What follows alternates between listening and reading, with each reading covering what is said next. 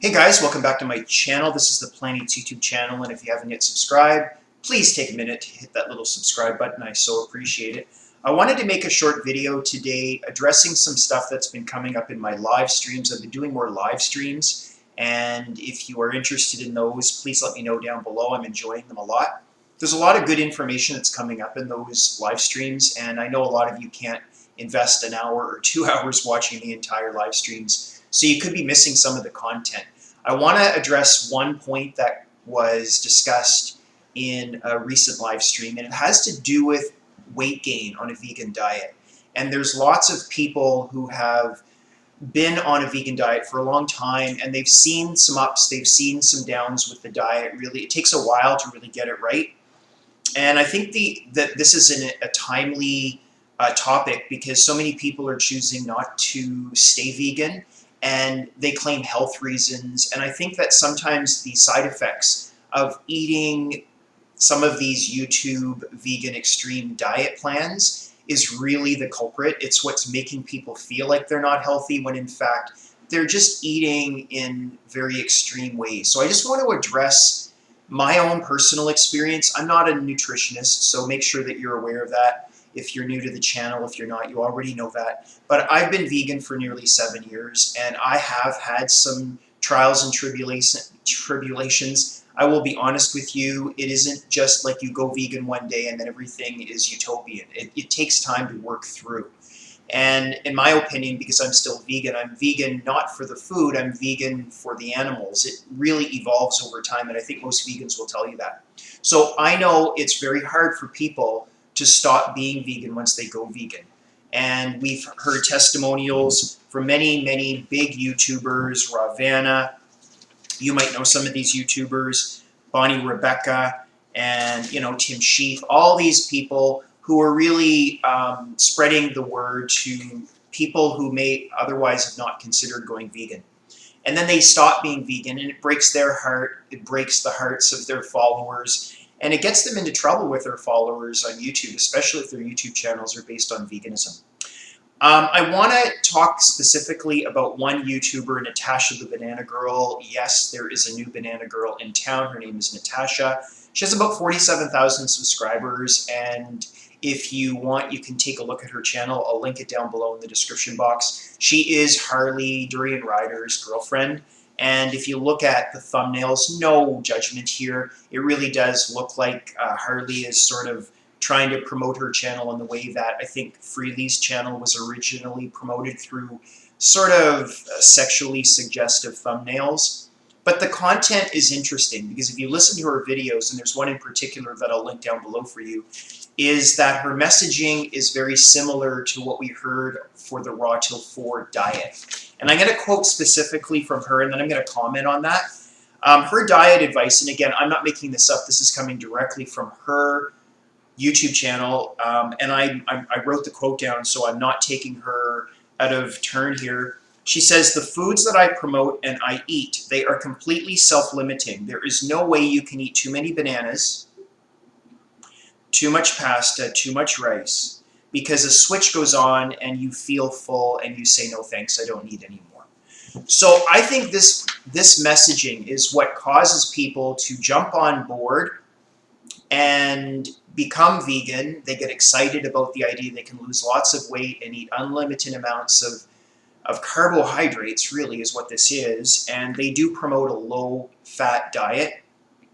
And then people try it out, and then the opposite happens. They get into trouble, they gain weight, they don't feel good, and they want to stay vegan, but they can't because the diet is just overwhelming to them, and they think they're unhealthy. And that, I get that. I understand that. I've tried that. It didn't work for me, and it may not work for you, and I don't think it's working for a lot of people.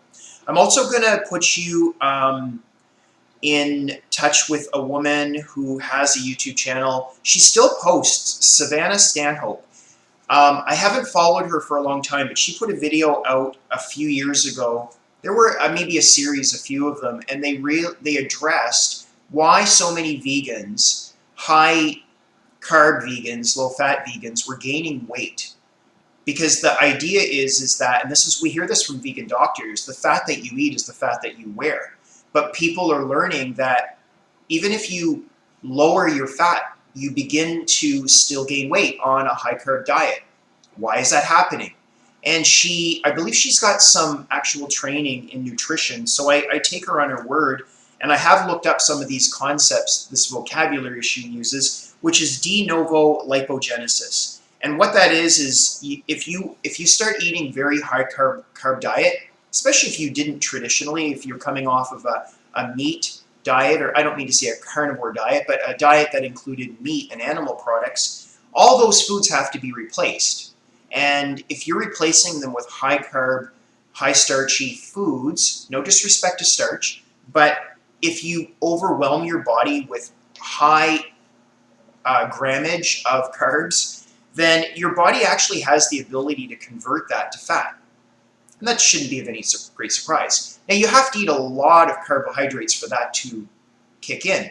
But if you look at the average diet for many vegans on YouTube, because they're not eating animal foods and they're afraid of soy and they're afraid of tofu, they don't explore things like tempeh and other high protein, maybe higher fat foods. They end up eating huge amounts of carbohydrates. Can you relate to this? I know I personally can. And your body will gain fat. So I just want to say that if you combine that with smoothies, and smoothies are very popular in the vegan community where people blend, bananas, dates with water, that's a processed food. That stuff goes right into your system. You will take that food and digest it and absorb it super, super fast. And you want to slow down the digestive process, right? So if you combine all that, you are probably going to gain weight and you're probably not going to feel great. And in fact, that kind of eating is associated with fast aging and high inflammation. Some of you have mentioned, I've heard you in some of my live stream notice that some younger vegan YouTubers look like they're aging fast before our very eyes. They're not even 30 years old, and they look older than they should. And I'm not saying that this is the reason, but it makes you wonder, and why are so many people choosing to bail? So I have some suggestions. Now, these are just suggestions that you can try. These are not major suggestions. They're just sort of refining your diet, trying to rebalance your diet a little bit. You'll hear this from people like Unnatural Vegan and some other long-term vegans on YouTube who have tried the high carb diet and it just didn't work for them. The common message will be, why don't you just start eating foods that are higher in protein and fat and try that out? Now, there is this movement. I'm not suggesting you do it, the keto vegan diet. I don't think you have to go that far. But I think if you just start switching foods, maybe stop eating so much rice and potatoes and starchy foods like pasta and grains and even beans. Now, I think you should eat beans. I think everybody should have a cup of beans a day. I think the bean fiber is so healthy and the research shows that. But why not start including foods like tempeh in your diet? I don't think there's a lot of controversy on tempeh or edamame beans or even tofu. There's a big fear against tofu, and I don't know where it comes from. I've done my research. There's no real evidence suggesting that tofu in moderate daily amounts is harmful. People think it's a processed food, so it gets a bad rap. Not all processed foods are bad, and that doesn't mean that you shouldn't have some in your diet. You want a balanced diet, and the benefit of having tofu is that you can modify it in any way. You can put any flavor you want on it. It has that meaty texture. It's going to feel in your body and in your brain much like how meat feels in your body and in your brain after you eat it.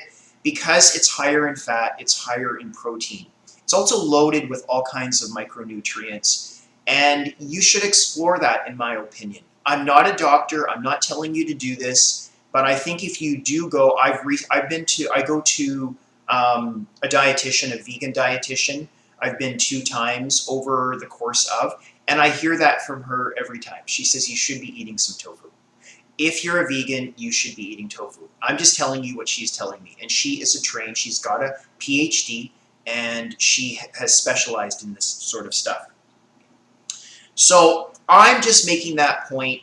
I don't know what you guys think. I really want to hear from you guys about this. And let me know down in the description box. There's lots of people who want to go vegan and they want to make a diet work within that sort of framework. And honestly, if the diet doesn't work for most people, they're not going to stay vegan. So this is in the spirit of going vegan and staying vegan, feeling healthy, feeling good in your body, and that's what this is all about. So let us know down below what your experience is. Share that. People really get a lot of value out of sharing that information. Some people are new, maybe within a year of being vegan, and they need that guidance. They need to hear about your testimonials. So put your testimonials down below, and I just love hearing from you guys. Anyway, if you haven't already started following me on my socials, they're down in the description box, and I look forward to seeing you all back here in a few days' time for another super fresh video.